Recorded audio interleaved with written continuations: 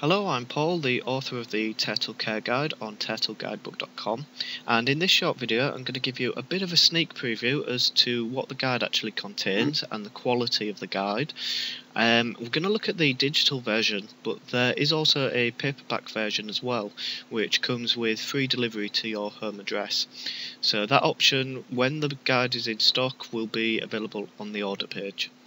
Okay, so I'm going to skim through some of the pages pretty quickly, so I hope you can keep up. Okay, so first up you can see the table of contents, so you can see the amount of in-depth information that the guide contains to help you care for your turtle better. Okay, so we've got pages on how to care for particular turtles. In general, the guide is quite generic, so most of the information applies to any type of turtle, but in the opening few pages we do have a specific look at different types of turtles and give you hints and tips for that specific turtle, just so you can spot your turtle on there and then take some hints just for that specific turtle. Okay, so we've got ongoing care for your turtle, we've got breeding turtles, we've got turtle behaviour, training turtles, all sorts of information in there, and it's all really good stuff to help you care for your turtle better, give it a better life and help it to live for longer, whilst also saving you money on vet's bills as well. A healthy turtle doesn't need vet's treatment, so if you can keep your turtle healthy you'll save a lot of money. Okay, so looking at the introduction, this talks a little bit about turtles, where they came from, when they were first existed on Earth, and also a little bit about myself as well and my own pet turtle, who's called Terry. You can see the photo of him just at the bottom there. Okay, and then after the introduction we go into a chapter called Is a Turtle the Right Pet for You?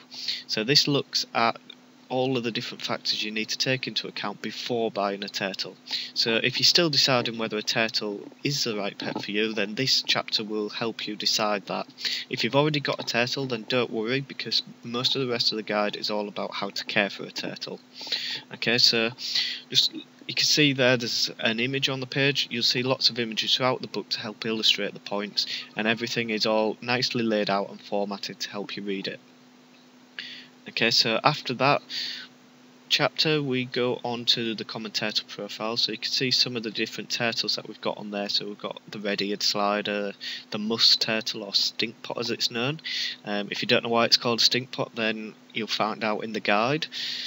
Okay, we've got the Mississippi map turtle, painted turtle, we've got all sorts of different aquatic turtles in here. And then after the spiny softshell, just scroll up a little bit, the spiny softshell, it's quite a funny looking turtle, but we've even included that one because I know it's quite popular in the United States. And then we've also got profiles on some of the land turtles as well, so these are the turtles who don't live in water, they live purely on land. And then we look at some of the semi-aquatic turtles, which are often mistaken as land-dwelling turtles. So these people think that they live purely on land, when in actual fact they also like to swim in water from time to time as well. Okay, so then after that we've got getting started with your turtle. So if you've just bought a turtle, this is a perfect section for you, because it talks about not only where you can buy it from, but also gives you a checklist for checking that your turtle is in healthy condition. So it tells you what to look for to see if the shell is in good condition or poor condition, if the skin's healthy or not healthy, the eyes and nose, all sorts of things that you can easily spot. Whether you're a beginner or an expert turtle carer, you should be able to spot any of these conditions and be able to check just at a glance really whether your turtle is healthy or whether it needs some treatment. Okay, so after that we then go through determining a turtle's age and some of the other facts that you'll need to be able to care for a turtle properly.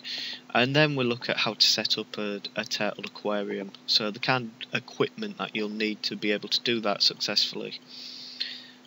Okay, and these chapters also give you a few hints and tips as to where you can buy some cheap turtle equipment as well, which is some of the best equipment and will really help you in the upkeep of your turtle and mean that you don't have to spend as much on expensive equipment, and you won't need to spend as much time cleaning it out either, because all of the equipment I recommend I've used myself, and I know that it will help you keep your turtle healthy and clean.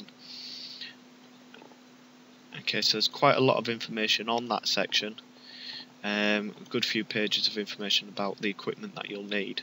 And then after that we look at where you can place your turtle's home, so how to find a suitable place, and also how to transport a turtle. There will be times when you need to take your turtle, even if it's just a short trip to the vets, or it could be a longer visit to a friend or relative when you're going on vacation. So this section shows you two really good methods for transporting your turtle and ensuring that it's safe and warm on its journey, because turtles can be quite sensitive to cold. So if you're going on a long journey, particularly in the winter, it's very important that you give your turtle the correct environment to travel in order that it doesn't pick up any illnesses on the travels. Okay, then we look at the ongoing care for your turtle. So this is looking at things like the diet and the different foods you can feed your turtle, as well as the additional supplements it needs to help increase its calcium intake and its vitamin intake. And then after that we look at some of the different tools you can buy to help groom your turtle as well, because turtles do need grooming, and if you can learn to do this yourself, then it will definitely save you money on vet's bills, because it's quite simple procedures, but you do need to know exactly what you're doing, but it will save you money on vet's bills if you're doing that yourself.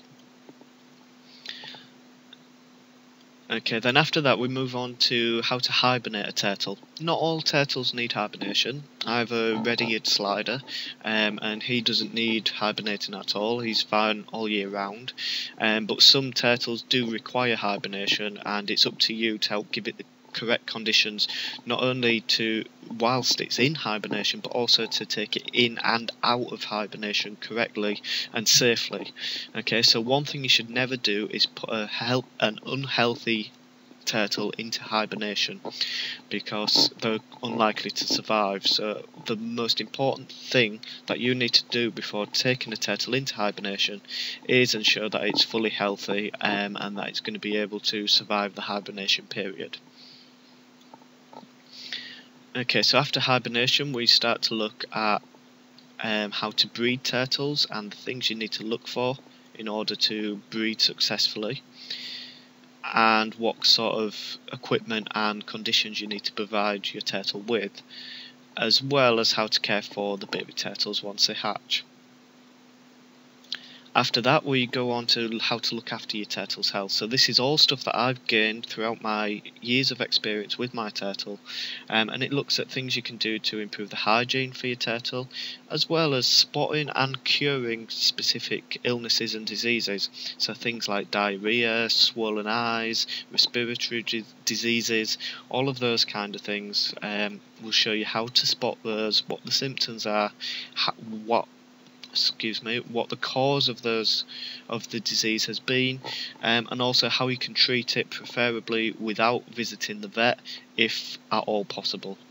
So all of this helps you to save money and keep your turtle healthier, and possibly even save your turtle's life. Okay, then we've got a chapter on turtle behaviour and activity, so you can see if your turtle is doing something unusual or whether it's doing something which is quite common for turtles. Okay, so then after that we go on to training turtles. It is possible to train a turtle. Not a lot of people know that, but it can be trained to your touch, it can be trained to different sounds, and there's also some little games that you can play with it, including a mealworm machine, which is great fun both for you and your turtle. Okay, and then we basically summarise everything, give you a few recommendations for different products you can buy your turtle. Some of the best turtle stores are featured in the guide as well, so you know where you can buy cheap but effective equipment. And then there's a quiz to ensure that you've understood everything in the guide and that you've taken on board all of the hints and tips. Okay, so that's everything that's included in the main guide. As I say, there are two other guides as well which come with every purchase, and the guide as a whole is a fantastic way to educate yourself on turtles